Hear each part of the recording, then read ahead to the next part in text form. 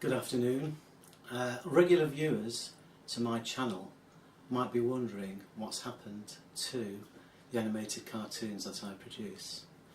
There's currently a problem with the software and it's a national problem, so I thought in the interim period it would be a good opportunity to get to know myself. My name is Tony, I'm 56 years of age, I come from the baby boom generation, I live in the UK in Manchester. I truly believe that my generation has been the luckiest generation ever, and I fear for future generations. My background is in economics. The first thing I remember when I was doing economics was something called the law of diminishing marginal utility.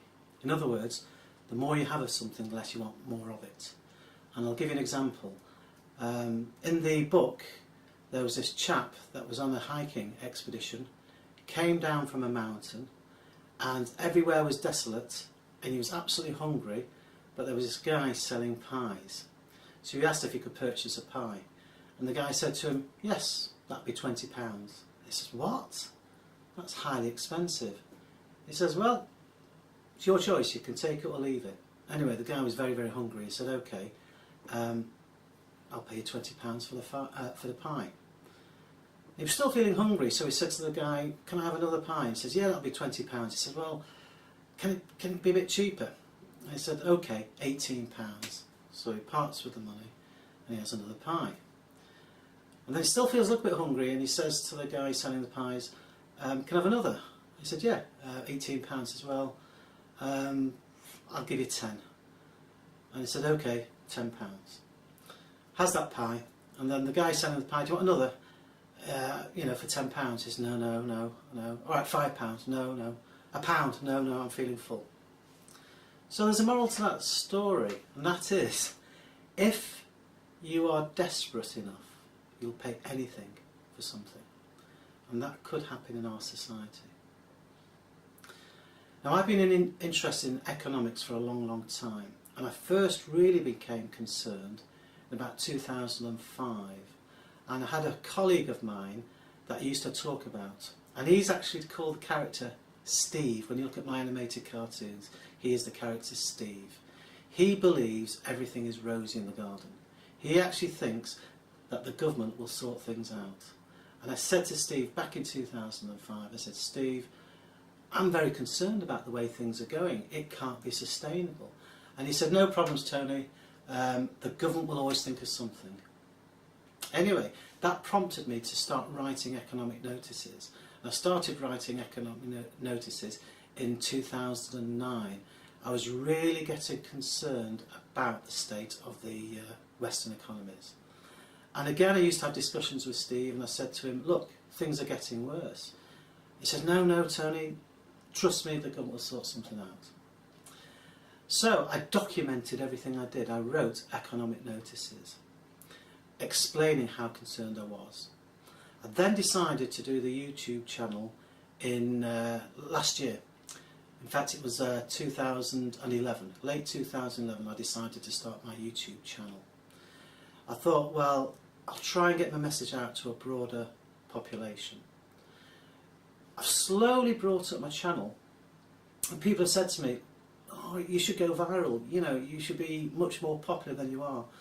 And believe it or not, I don't want to go viral. I want to grow very, very slowly with my channel. Slow and steady, like an economy should grow. I don't want to end up in a bubble. And I think that's the problem we've had with Western economies. So why do I think there is such a problem for the future? Well, it's all to do with fiat currencies. Now, fiat currencies are okay if they are managed properly. Prior to 1971, the dollar was linked to the gold standard, and that maintained a sensible fractional reserve ratio of about 1 to 9. In other words, 1 unit of gold in the vault supporting 9 units of currency loaned into existence. Okay, you got your boom and bust with that system, but they were more manageable. In 1971, the dollar became a fiat currency, As I said before, it's not a problem being a fiat currency. Where it did become a problem it was significantly abused. It was over-leveraged. They introduced credit cards, subprime lending and derivatives. That expanded the money supply beyond belief as far as I'm concerned. That gave us the illusion of prosperity. We simply had that standard of living because we borrowed from the future. Now, I was very concerned that this could not go on. It had to crash sometime. The illusion of wealth is still kept going by quantitative easing. And it makes things look okay at the moment. But the fundamentals are absolutely dreadful. And too many people don't understand that. And when I talk to people, they dismiss it and said, oh, things are getting better, we're in recovery. Even President Obama said in his inauguration speech that we're on the road to recovery. I will tell you absolutely straight for the record, there is not a cat-in-house chance of a recovery before a major depression takes place. Absolutely no chance at all. The debt is building up exponentially, both public and private. So we are in a very bad place economically. A depression will happen, and it's a question of how it's managed. From my point of view, I do believe that we need to start reducing the debt.